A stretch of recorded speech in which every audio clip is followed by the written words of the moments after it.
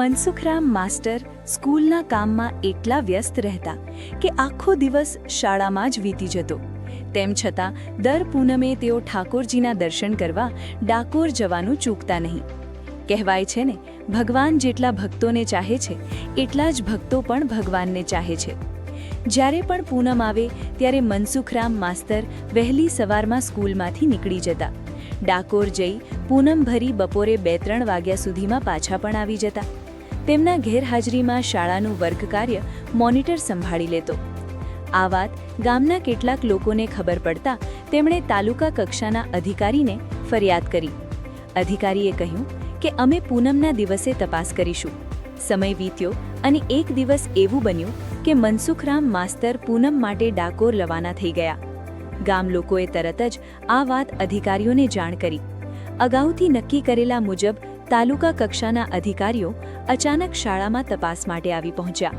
પણ ત્યાં એક અદ્ભુત ઘટના બની. ભગવાન જાતે મનસુખરામ માસ્ટરના રૂપમાં શાળામાં હાજર હતા અને અધિકારીઓનું સ્વાગત કરતા હતા. ગામ લોકોને આશ્ચર્ય થયું, કારણ કે સાચા મનસુખરામ તો ડાકોર ગયા હતા, તો પછી આ માસ્તર કોણ? તપાસ દરમિયાન અધિકારીઓએ બાળકોને વિવિધ પ્રશ્નો પૂછ્યા.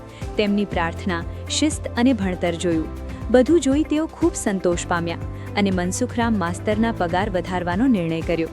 થોડા સમય પછી અધિકારીઓ વડોદરાથી જતી ટ્રેન પકડવા સ્ટેશન પર ગયા. એ જ ટ્રેનમાંથી મનસુખરામ માસ્તર ઉતર્યા.